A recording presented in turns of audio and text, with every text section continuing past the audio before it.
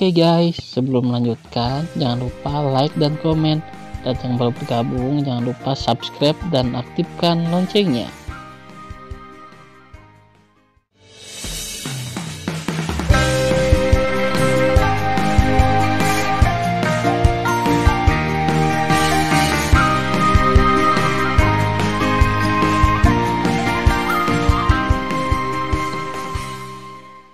Episode 61.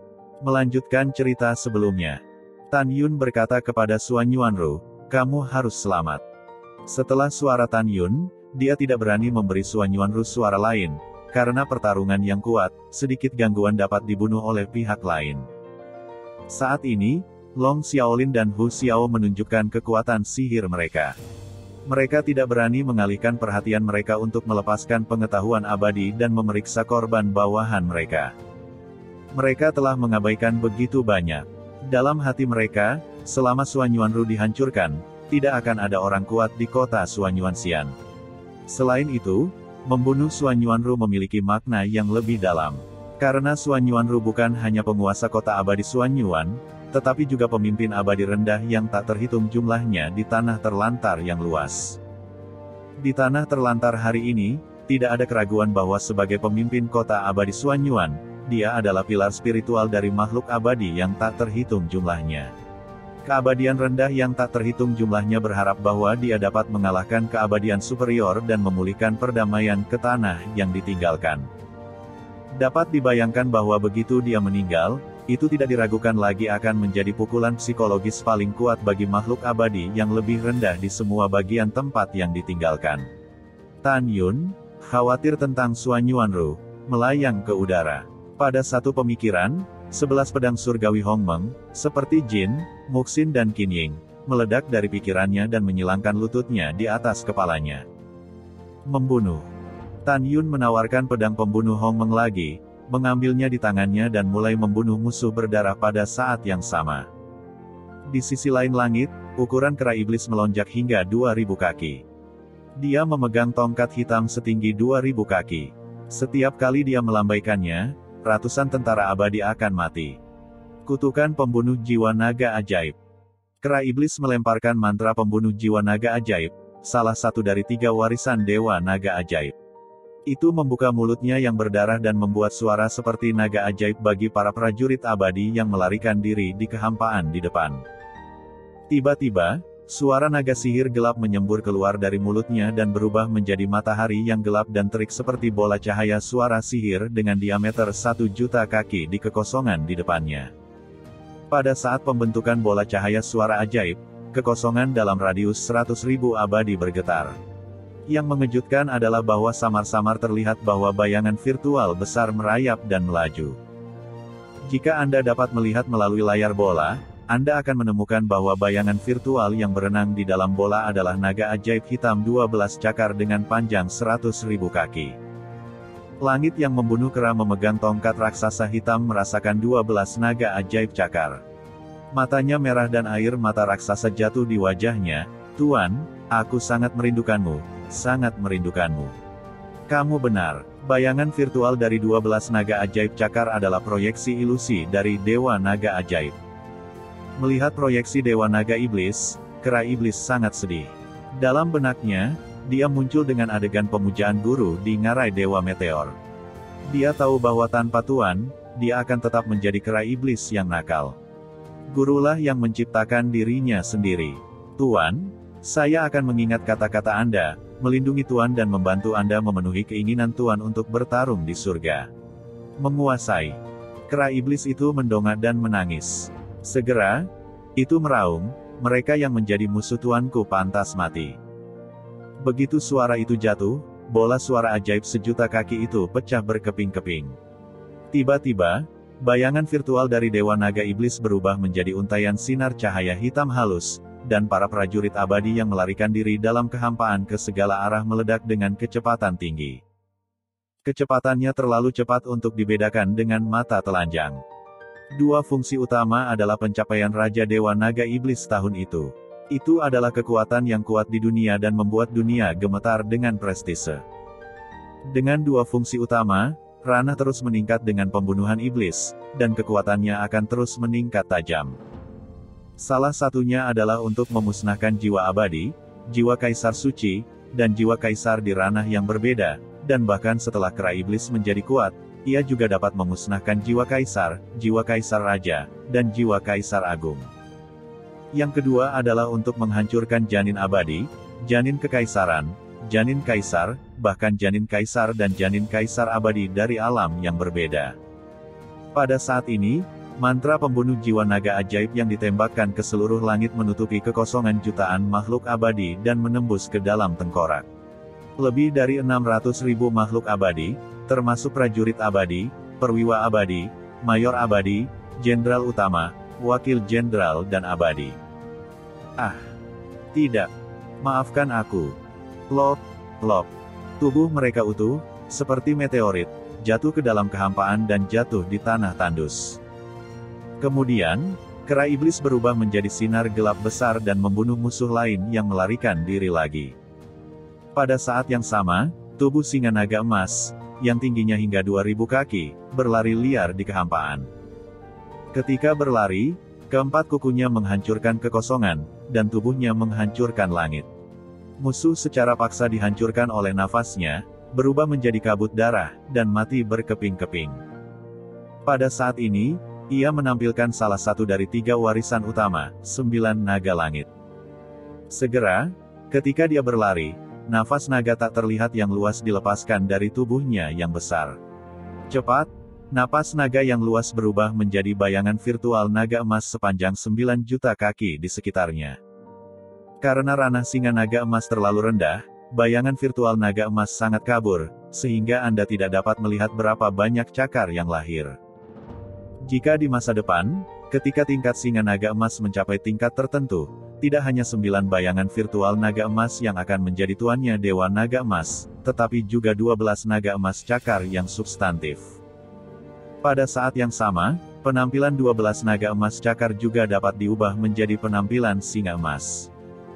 Pada saat ini, singa Dewa Naga Emas berlari liar dari udara kosong, dan 9 juta kaki bayangan virtual naga emas berputar di sekitarnya dengan kecepatan tinggi. Singa naga emas bergegas ke langit. Setelah musuh yang melarikan diri, apakah itu abadi tingkat menghukum abadi, pemurnian abadi dan ranah kaisar manusia, itu tidak bisa dihindari. Siapapun yang tersentuh oleh bayangan virtual 9 naga emas akan mematahkan tubuhnya dan berubah menjadi bunga kematian yang menyedihkan dan indah dari langit. Mereka semua akan dibunuh dan tidak akan dikembalikan seumur hidup. Hua-hua.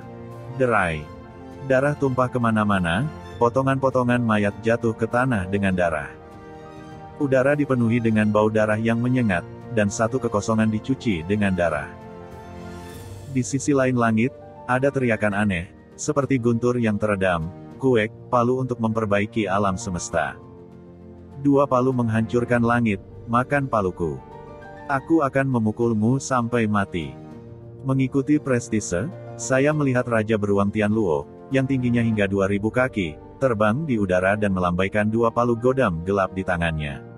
Tiba-tiba, ada bayangan palu raksasa di mana-mana di langit yang luas ke segala arah. Bayangan palu itu, kemanapun mereka pergi, musuh dipukul hidup-hidup dalam jeritan.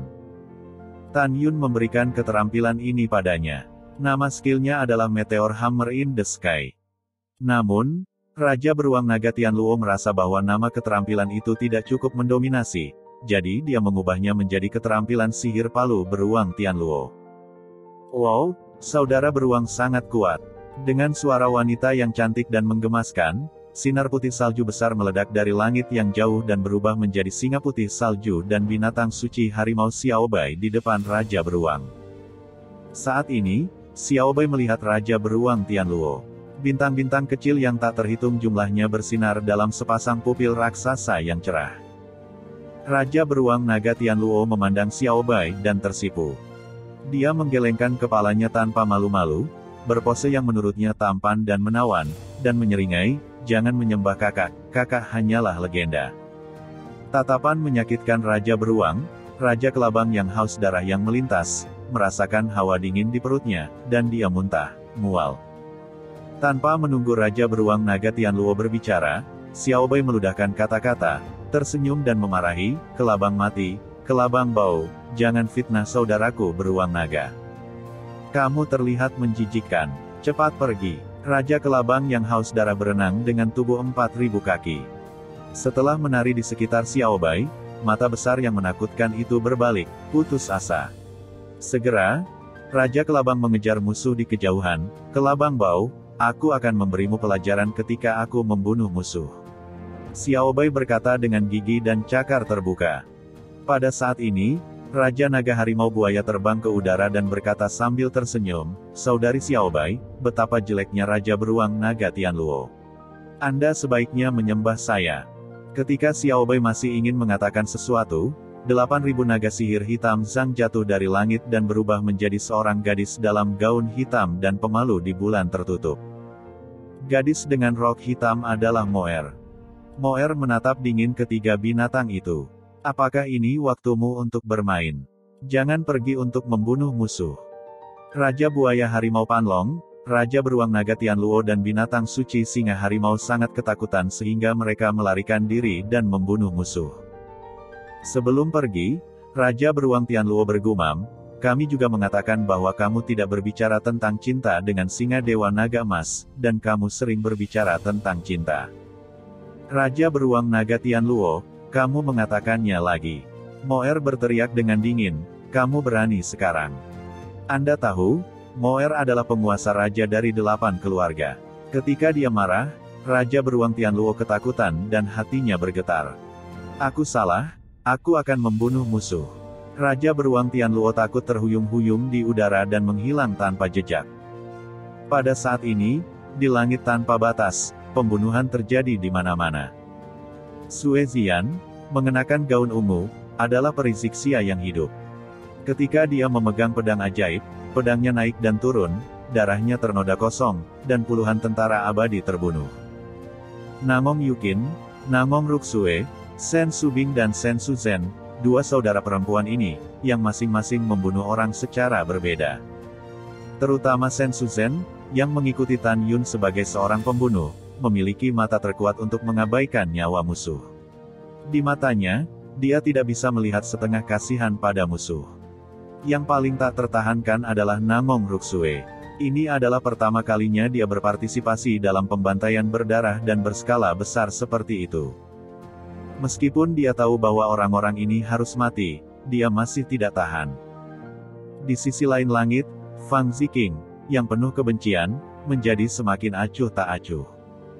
Karena dia lahir di dunia abadi ke-9 di masa lalu, dan di bawah bakat-bakat Tan Yun, dia dengan cepat tumbuh dari seorang gadis kecil menjadi yang terkuat di dunia abadi 9 Hongmeng, dan secara pribadi dikanonisasi oleh Tan Yun sebagai Kaisar Abadi ke-9. Dia memiliki perasaan yang tak terlupakan untuk dunia abadi ke-9. Di hadapannya, semua musuh yang melarikan diri di depannya berubah menjadi penampilan anjing abadi. Begitu dia berpikir bahwa seekor anjing yang dibesarkannya mengkhianati dirinya sendiri, dia menyebarkan cahaya dingin yang haus darah di matanya yang indah dan mulai membunuh. Di langit yang sangat jauh, di bawah budidaya Tan Yun, Guan Xuankong yang kuat, saudara-saudara Guan Xuankui, Huang Fuguchong, Tian Lao, dan kecantikan yang menakjubkan Song Huixin juga melakukan yang terbaik.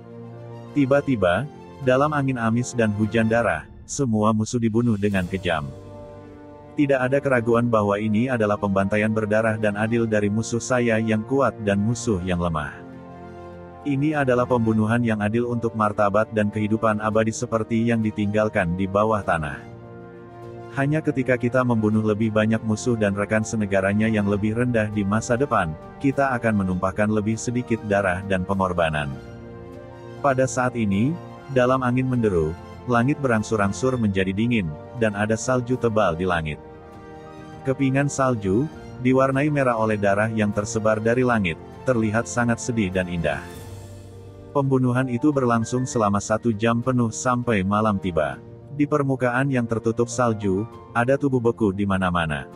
Setelah beberapa jam pembunuhan, jumlah musuh yang dibunuh oleh Tan Yun dan yang lainnya telah melebihi 130 juta. Tan Yun melepaskan pengetahuannya yang abadi dan menyelubungi kehampaan yang luas. Ketika dia menemukan bahwa Grand Marshal Huxio dan Long Xiaolin terluka parah di kota abadi Xuanyuan, dia sangat ingin mengirim pesan kepada orang-orang, berhenti mengejar dan kembali ke kota abadi Xuanyuan. Aku akan menunggumu di gerbang. Selanjutnya, Tan Yun memimpin dalam terbang dan jatuh di luar kota abadi Xuanyuan. 3 jam kemudian, Shen Subing dan yang lainnya serta semua binatang terbang ke udara dan mendarat di samping Tan Yun. Tan Yun membuka formasi pertahanan yang hebat, memimpin semua orang ke kota, dan kemudian mencapai Gunung Suci Xuanyuan melalui formasi teleportasi. Segera, kerumunan melepaskan pengetahuan tentang keabadian dan menemukan bahwa 2 kaisar kuat kaisar tingkat 12, telah muncul di langit 30 juta abadi di sebelah barat Gunung Suci Xuanyuan. Saudari, Xuanyuan Changfeng dan Xuanyuan Linger mengaburkan pandangan mereka dengan air mata. Begitu juga dengan Xuanyuan Haokong. Melalui pengetahuan abadi, mereka menemukan bahwa wajah Xuanyuan Ru seputih kertas, hitam dan biru, dan ada ratusan luka, memperlihatkan tulang putih. Terutama lehernya memiliki luka yang mengejutkan. Dan tanda dadanya ditusuk oleh pedang 3 kali.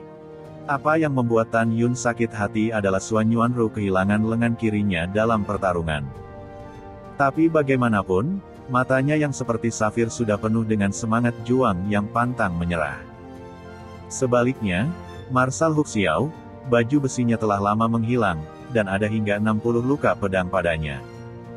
Telinga kanannya menghilang, lengan kirinya bersandar padanya, tetapi tangan kirinya telah dipotong oleh Xuanyuan Ru. Di perutnya, sebuah lubang darah menggumamkan darah, yang memutar fitur wajahnya. Dada Long Xiaolin runtuh saat ini, mulutnya terus mengalirkan darah, dan seluruh tubuhnya terluka. Jelas bahwa lukanya tidak ringan. Yuner, apa yang harus aku lakukan? Xuanyuan Haokong memandang Tan Yun dan berkata, Yuner, kenapa kamu tidak membiarkan Ruer melarikan diri ke dalam formasi? Mendengar pidato itu, Tan Yun berbisik kepada Xuanyuan Rou, Ruer, sekarang pertahanan barisan pertahanan kota perlahan pulih. Lari masuk dan pulihkan lukamu. Pada saat ini, suara lemah Xuanyuan Ru terdengar dari benak Tan Yun, tidak ada gunanya. Aku terjerat oleh keduanya sekarang. Begitu aku lengah dan lari untuk hidupku, hanya akan ada satu konsekuensi. Keduanya akan menyusulku dan bunuh aku. Tan Yun, jangan khawatir tentang aku. Sekarang mereka juga ragu-ragu untuk melarikan diri. Situasi mereka sama denganku. Mereka tidak berani mundur tanpa bertarung. Karena mereka tahu bahwa selama mereka mundur, paling banyak 1 orang dapat melarikan diri dan yang lainnya akan dibunuh olehku. Tepat saat Xuanyuan Ru berbicara, Grand Marshal Huxiao mengeluarkan seteguk darah dan berteriak dengan lemah, Xuanyuan Ru, bagaimana kalau kita berdua berhenti menyerang dan bertarung di lain hari? Saya setuju. Long Xiaolin gemetar, matanya dipenuhi ketakutan mendalam terhadap Xuanyuan Ru. Dia tidak pernah berpikir bahwa Xuanyuan Ru, yang terluka sebelum dirinya sendiri, menjadi lebih berani dan lebih berani dalam menghadapi pengepungan mereka. Bertarung di hari lain, Xuanyuan Ru mencibir saat dia menyerang mereka. Haruskah aku membiarkanmu pergi dan menunggumu memimpin kaisar yang lebih kuat untuk mengepungku? Sudah kubilang, aku Xuanyuan Ru tidak akan pernah setuju.